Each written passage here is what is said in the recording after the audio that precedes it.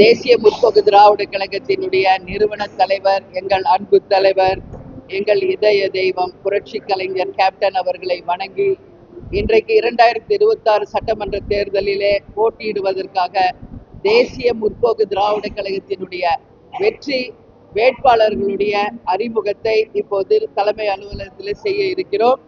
இந்த தருணத்தை மிக மிக மகிழ்ச்சியான ஒரு தருணமாக இந்த தருணத்தை எங்கள் தலைவர் கேப்டனுக்கு நாங்கள் உரித்தாக்குகிறோம். நிச்சயமாக எங்கள் கூட்டணி, அதாவது மத சார்பற்ற கூட்டணி மகத்தான வெற்றி பெற்று 200 தொகுதிகளுக்கும் மேல் வென்று எங்களுடைய முதலமைச்சராகவும் அண்ணனாகவும் இருக்கும் ஸ்டாலின் அவர்கள் மீண்டும் முதலமைச்சர் ஆக நிச்சயம் வருவார். கூட்டணியை கட்சியை சேர்ந்த அனைவரும் வெற்றி பெற்று மகத்தான வெற்றி பெற எங்களுடைய வாழ்த்துக்களை கேப்டன் சார்பாக, தேமுதிக சார்பாக நாங்கள் தெரிவித்துக் கொள்கிறோம். இப்போ பிரஸ் மீட் முடிச்சுட்டு தலைவரிடத்திலே நாங்கள் அனைவரும் சென்று கேப்டனுக்கு நாங்கள் வணக்கங்களை தெரிவித்துக் கொள்ள போகிறோம். அதற்கு பிறகு அறிவாலயத்திற்கு நேரடியாக சென்று முதலமைச்சர் அவர்களுக்கு வேட்பாளர்கள் சார்பாக மரியாதை செலுத்த இருக்கிறோம். அது முடிச்சு மீண்டும் தலைமை கழகத்திற்கு வந்து எங்களுடைய வேட்பாளர்களுடன் எங்களுடைய ஆலோசனை இருக்கிறது, ஆலோசனை கூட்டம் என்பதையும் இந்த நேரத்தில் நான் தெரிவித்துக் கொள்கிறேன். இப்போ நான் ஒரு வேட்பாளராக உங்களுக்கு சொல்றேன். அவங்கள பத்தி நான் அறிமுகம் கொடுத்து உங்களுக்கு அவங்கள பத்தி நான் சொல்றேன்.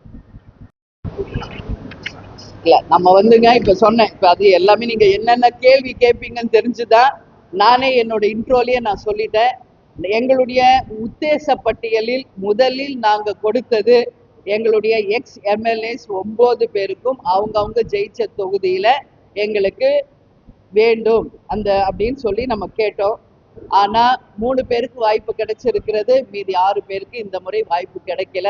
ஏன்னா உங்களுக்கே எல்லாருக்கும் தெரியும், இது ஒரு மெகா கூட்டணி, அனைத்து கட்சியை சேர்ந்தவர்களுக்கும் வாய்ப்பு தர வேண்டி இருப்பதால் அதனாலதான் மற்ற 6 பேருக்கு இந்த முறை வாய்ப்பு கிடைக்கல. உறுதியாக வரும் தேர்தலில் அவங்களுக்கும் நாங்க வாய்ப்பை ஏற்படுத்தி கொடுப்போம்.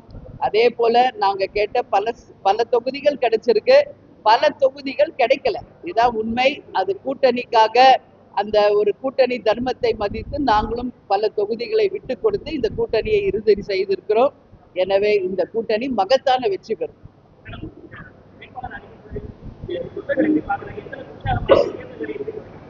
இல்ல இன்னைக்கு இப்ப கொஞ்ச நேரத்துல போய் அண்ணன் ஸ்டாலின் நாங்க அறிவாலயத்தை சந்திக்க இருக்கிறோம். அமைச்சர் பெருமக்களையும் சந்திக்க இருக்கிறோம்.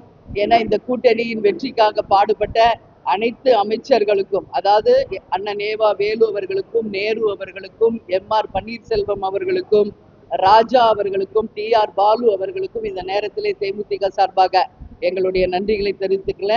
அதே மாதிரி எங்க தலைமையின் அலுவலகத்திலிருந்து குழு அமைத்து நாங்க அனுப்பினோம். அதுல எல்.கே. சுதீஷ் அவர்களுக்கும், பார்த்தசாரதி அவர்களுக்கும், அதே போல துணை செயலாளர்கள் பன்னீர்செல்வம் அண்ணன் அவர்களுக்கும், SSS சந்திரன் அவர்களுக்கும் இந்த நேரத்துல எங்களுடைய வாழ்த்துக்களை தெரிவிச்சுக்கிறோம். ஏன்னா கடந்த 4-5 நாட்களாக எல்லாரும் போய் அறிவாலயத்துல இருந்து இந்த வெற்றிக்காக பாடுபட்டிருக்காங்க. அந்த குழுல அண்ணன் மோகன்ராஜ் அவர்களுமே இருந்தாரு, நம்ம டாக்டரும் அங்க இருந்தாங்க என்பது உங்களுக்கு தெரியும். எனவே இந்த கூட்டணி வெற்றி பெற உழைத்த அனைவருக்கும் இந்த நேரத்தில் தலைவர் சார்பா, எங்கள் சார்பா நன்றிகளை தெரிவித்துக் கொள்கிறோம். ரிஷி உங்க எல்லாருக்கும் தெரியும், கேப்டன் ஜெயித்து எதிர்கட்சி தலைவரான தொகுதி. அதனால நிச்சயமாக கேப்டன் தொகுதி என்பது எல்லாருக்கும் தெரியும்.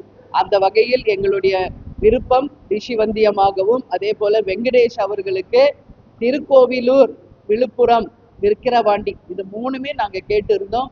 ஆனால் திமுகவுடைய வேட்பாளர்கள் எல்லாருமே அங்க அமைச்சர்களும் அதே போல மாவட்ட கழக செயலாளர்களும் போட்டியிடுவதால இந்த முறை ரிஷிவந்தியமும் அதே போல எங்க சொந்த ஊரான ஆம்பூரும் நாங்க கேட்டோம். அதுவுமே கூட்டணி கட்சியில தான் நாங்க இருக்காங்க, அவங்க தான் நிறுத்த முடியும். இந்த முறை வாய்ப்பு இல்லைன்னு சொன்னாங்க. சரி, நாங்களும் அது கூட்டணி வெற்றி பெற வேண்டும் என்பதற்காக ஏற்றுக்கொண்டு மயிலம் தொகுதியை வெங்கடேஷ் அவர்களுக்காக நாங்க வாங்கியிருக்கோம். உறுதியாக அவரும் வெற்றி பெறுவார் என்பதை இந்த நேரத்தில் நான் சொல்ல கடமைப்பட்டிருக்கிறேன். சரிங்களா? நன்றி.